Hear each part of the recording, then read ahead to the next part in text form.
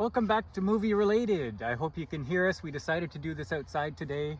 Paul's idea. Yeah, we figured nice, scenic place. There's bugs everywhere. Mosquitoes. Yeah, so if we start swatting, please forgive us. We're going to talk about the new Amazon Prime TV show, The Rings of Power. Lord of the Rings drop. Yeah, and I think this one is going to be a little divisive. You think so? I think so. Okay, let's find out why.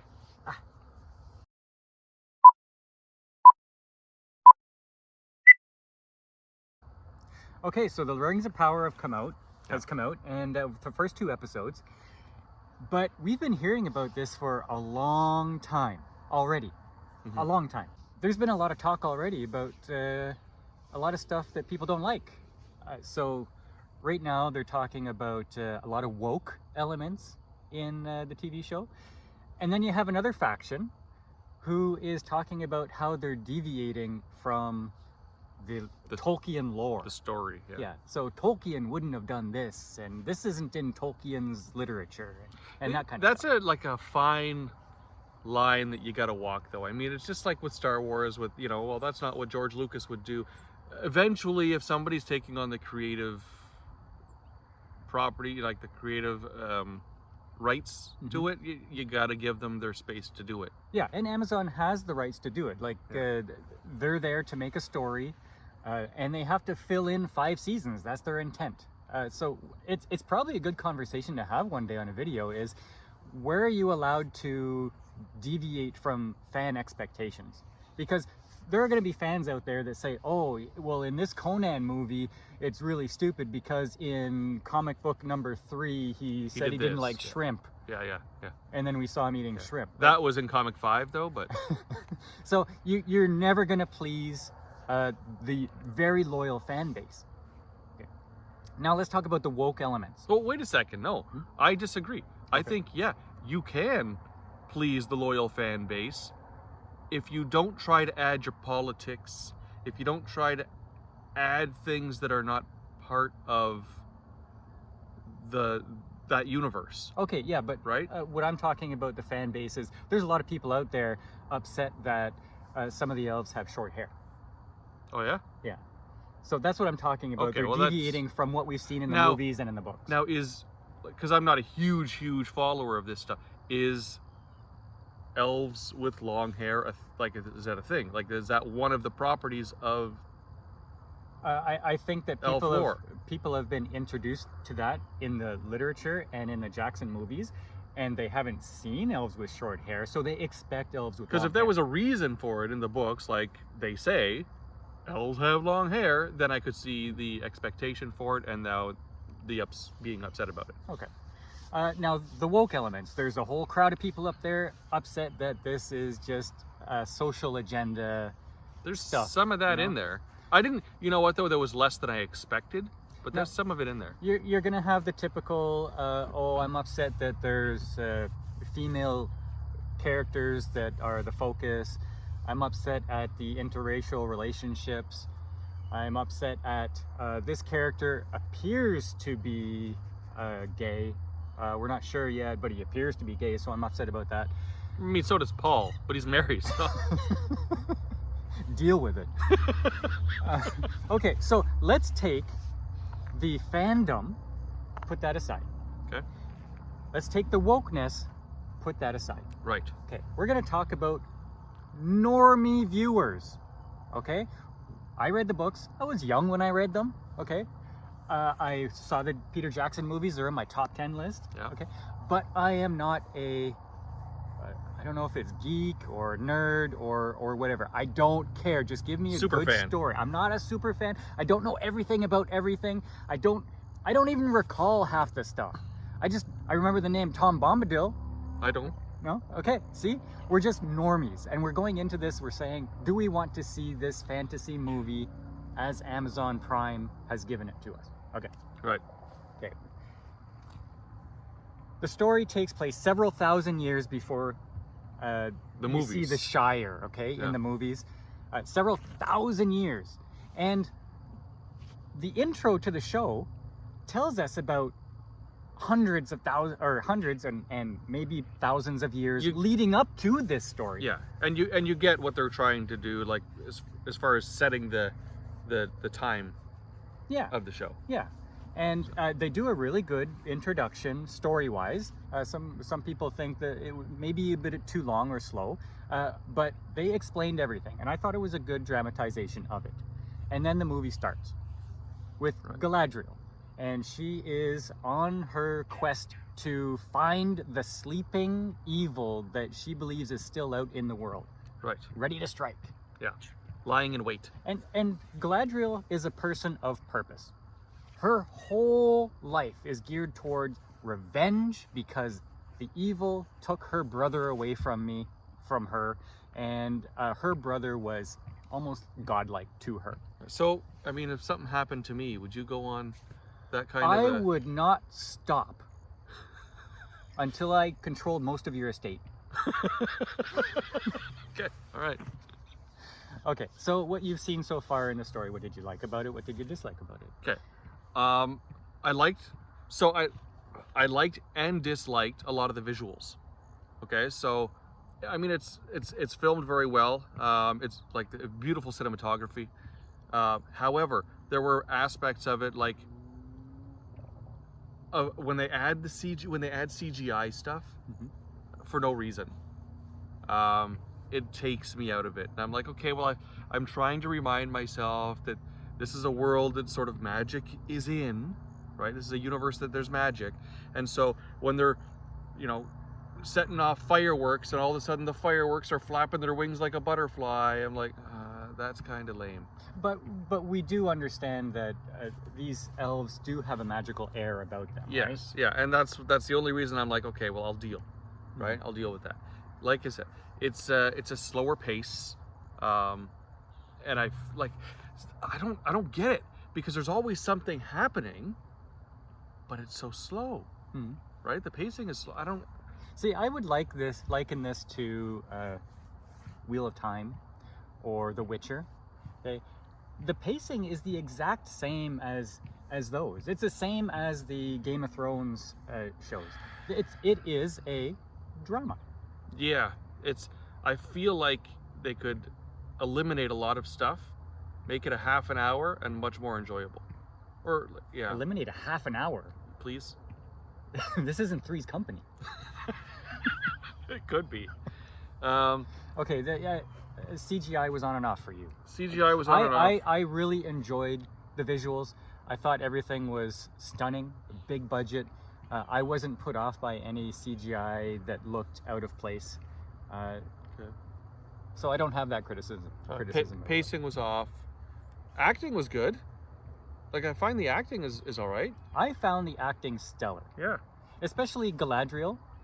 I think she has the delicate features of an elf. She's very pretty, but she also has that ability to be intense, which you have to understand. She is only out there to find this evil. She has a purpose. Yeah. One drive. And I thought she was stunning, and yet she is one of the major criticisms about this show. They don't like her acting.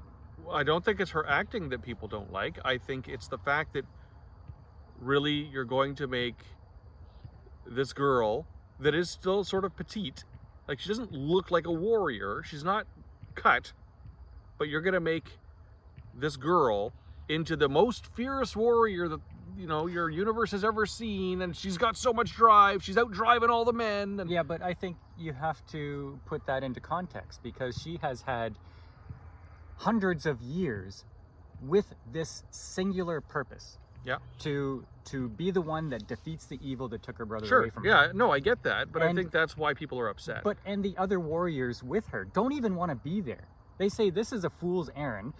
This should have been done long time ago. Yes. Why are we even still here? But she still has that purpose. But what you're doing is you're taking all of the men. Okay, this is how it came across. You're taking all of the men, and the men can't handle it. It's too cold. It's too this. It's too that. It's too far, and she just wants to drive on. And it was true, and that's But that's the whole buildup of her character. Is like she's had hundreds of years to be the warrior searching to find her brother. Okay, it doesn't matter if it's cold. Yes, she agrees it's cold. She wants to go home, but she will not let herself. And everybody else is saying, listen, stop it. You're obsessed. We got to save you by getting rid of your obsession and sending you home. Yes. And so I understand she got a bunch of people with her that don't want to be there. They didn't have hundreds of years to perfect their fighting skills because they're going to defeat evil. They're just there because she had a contingent with her. But she has a purpose. Yeah. Nothing's going to stop her. No, I get it. But like I said, that's where the criticism is coming from. Yeah. Whether it's justified or not, that's where it's coming I from. believe that is a criticism that is made by people looking to get clicks by fighting the woke Possibly. stuff. And I hate woke stuff. But I only hate woke stuff when it's to the detriment of the show. Right. No, and I can see her storyline, and I can see the reason for her storyline.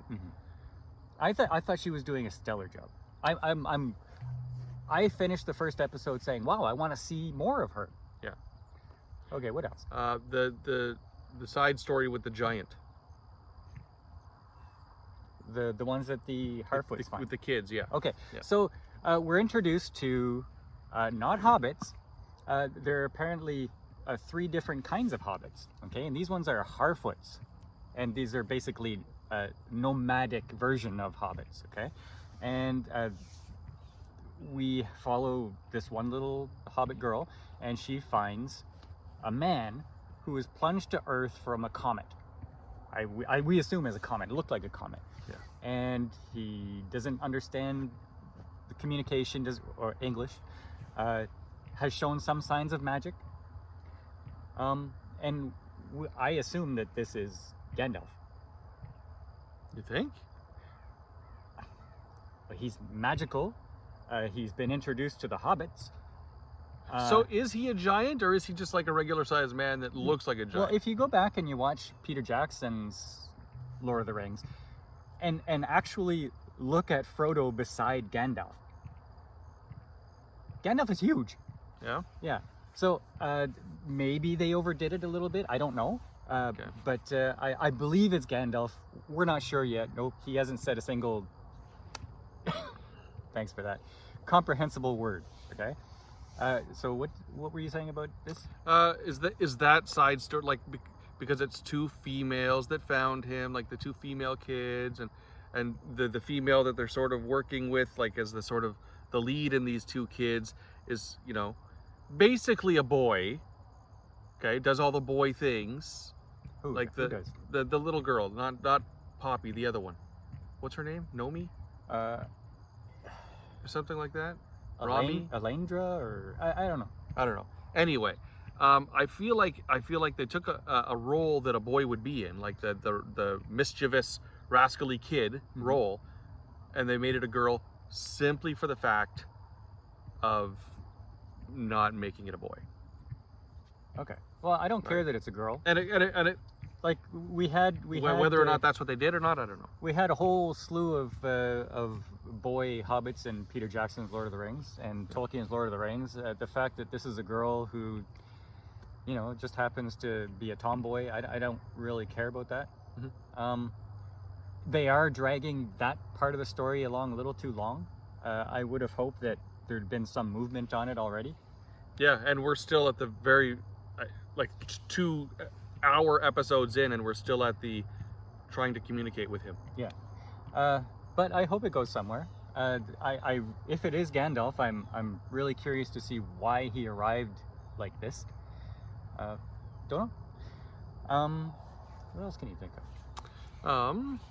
See, what I was really interested in is the whole world is set up kind of like the elves are like the late stages of the Roman Empire as they're retreating from the rest of Europe. Because you see them as watchers in all these human lands, and they're getting rid of their outposts, and they're kind of leaving. Their uniforms are very Romanesque. So I really enjoyed that. There is an elven watcher that is falling in love with a human woman. And so you see the conflict between the 2 races because the knife ears are not welcome in the human lands. So that on itself, the romance part is not the interesting thing. It's this human woman has a son who allegedly possesses an artifact that's probably going to bring about the rise of Sauron. Yeah. Yeah. So, yeah, every time blood touches this thing, it reacts. Yeah. So the last time we saw it, blood touched it, and it was doing something. And now I don't know if the kid is possessed or not. They didn't really show it. They just saw that he was weird. Yeah, weird. He's a weird kid. We couldn't quite define it. He was just weird as they left their home. Yeah. Another side story. Elf with the dwarf. Okay. So Elrond visits the dwarves because they want to build this big furnace. And I assume this furnace might be the thing. This is the forge that makes the rings. Yeah. So they need some manpower. So where else do you get manpower than the dwarves? Okay. He goes to see the king. He has a relationship. Oh, sorry, the prince. He has a relationship with the prince. Childhood, they grew up together. In Khazad-dûm, and he has to finagle his way in to see the prince because there's some bad blood apparently. The prince has some objections to the way his friend treated him, and I thought that whole series was kind of comical. Yeah, I enjoyed. That's the comic relief right there. That was comic relief. He was a funny dwarf. The Elrond is introduced to the spouse of this prince, who is a black dwarf. There's a lot of criticism that this dwarf does not have a beard. Female dwarves often have beards, I guess, and I don't care. I thought her character was still kind of charming, and I liked her as an actress for this particular character. Yeah, I didn't mind it. No. It was fine. And I thought the whole introduction to the dwarves there was pretty decent. So, as a whole, watching the first 2 episodes of this, are you very critical of this, or are you enjoying the series? So far, I think the series is all right. Like I said, it's a bit slow for me. But if I can stay awake through the hour, it's fine. I think for normies are really going to enjoy this. People who are aware of the books, have watched the movies, and who kind of like that fantasy aesthetic, I think they're really going to enjoy this. If you're one of those people that watches a lot of the YouTube critiques that are angry about wokeism, or if you're a super fan, you've probably already been turned against the series. But I'm all in. It's less woke than I expected, because I've seen some reviews. Like, there are woke elements in it, but it's not like forcing its message on you. Yeah, which is not yet, at least. Yeah. I think this is 10 times better than Wheel of Time. I think it's at least on par with The Witcher. The Witcher, yeah. I haven't seen the Game of Thrones yet, but I hope to do that soon. But I'm legitimately interested to see where some of these side stories go. Yeah, I'm all in. I'm all in. That's it. You can leave your thumbs up or thumbs down. Write your comment down below, and thanks for joining us on Movie Related.